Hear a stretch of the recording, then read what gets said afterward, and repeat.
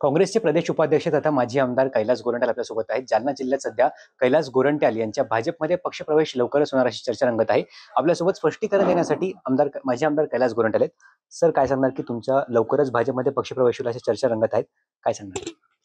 नहीं, मैं तो 2 ओळीत सांगणार आहे मी. आईना बनने का हरजाना भरना है मुझे, कब का टूट चुका था अब बिखरना है मुझे, मुझे बता दे ए सादे दिली, इम्तिहान कब तक देना है मुझे. आपल्या या शेरोशायरीच्या अंदाजातून आपला एक नाराजीचा सूर जो आहे काँग्रेसप्रती तो दिसून येत आहे स्पष्टपणे. त्याचबरोबर तुम्ही देखील काँग्रेसच्या बड्या नेत्यांच्या तुम्ही भेटी घेतल्याची चर्चा आता सध्या रंगत आहे, काय सांगणार? कोणत्या काँग्रेसचे बडे नेत्यांचे? भाजपच्या बड्या नेत्यांची. सध्या तर असं काही नाहीये.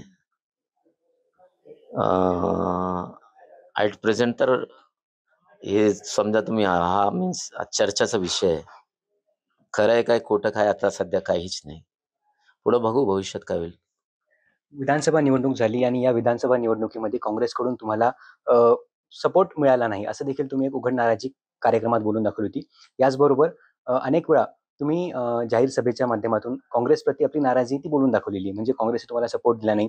या ठिकाणी प्रचार सभेसाठी वरिष्ठ नेते किंवा काँग्रेसचे पक्षप्रमुख वगैरे जे काही असतील ते या ठिकाणी आले नाही असं देखील तुम्ही म्हटलं. नाराजी सर्वात मोठी ही होती की रनिंग आमदाराचं तिकीट फर्स्ट यादीमध्ये डिक्लेअर झाले पाहिजे होते. पण दुर्दैवाने माझं नाव फर्स्ट यादीमध्ये आले नाही. आणि इलेक्शनला जेव्हा 8 दिवस अगोदर माझं नाव डिक्लेअर झालं, म्हणजे माझ्या विरोधात ज्याला तिकीट भेटलं समोरची पार्टी त्याला पूर्ण 1 महिन्यापासून त्याला मतदारसंघ पिंजून काढण्याचा त्यांना वेळ भेटला होता. आणि ऐनवेळी मला दिलं त्याचा फार मोठा फटका मला मतदारसंघात पडलेला आहे. आणि पार्टीमध्ये असं आहे की तिकीट देऊन काय होत नाही.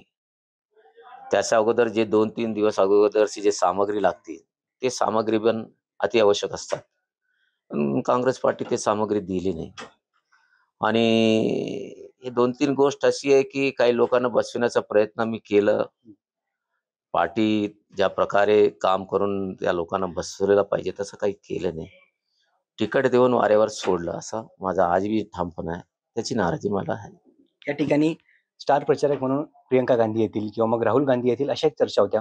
त्यानंतर तुमची एक सभा घेण्यासाठी अमित देशमुख या ठिकाणी आले होते आणि त्या सभेवर आपण आटोपतं घेतलं होतं एंडिंगला. मग ही काही कुठेतरी नाराजी नडली का किंवा मग ही नाराजी कारणी? नाही, राहुल गांधीची सभा नांदेडला होती. त्याच्यासोबत जालन्याचा घेण्याचा पण निराधार होता. पण ऐन मोमेंटवर त्यांनी कॅन्सल केलं. त्याचाही फटका बसला ना. स्टार प्रचारक आले असते 10-15 हजार मतदान वाढले असते.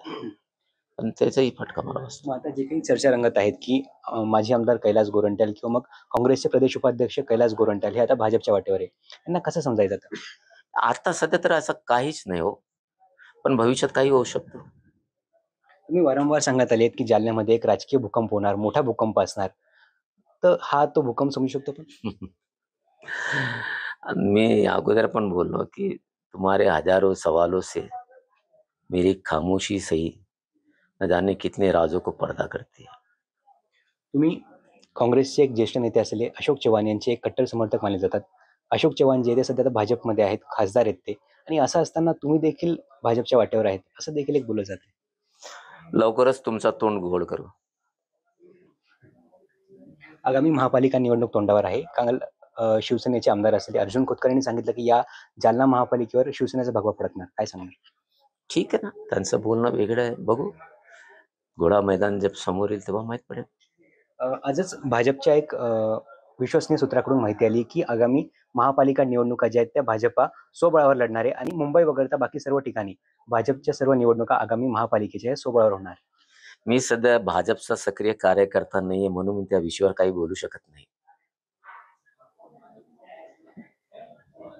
ते त्यांचा विषय. सध्या मी त्या भाजपचा कोणताही पदाधिकारी नाही की त्या विषयावर बोलायचं. निश्चित आपण या ठिकाणी पाहू शकतो की माजी आमदार कैलास गोरंट्याल यांनी स्पष्ट मत तरी व्यक्त केलेलं नाही, पण त्यांनी शायरीच्या माध्यमातून आपली एक वाट जी आहे भावनांना ती मोकळी करून दिल्याचं पाहायला मिळत आहे. गौरव साळी, पुढारी न्यूज, जालना.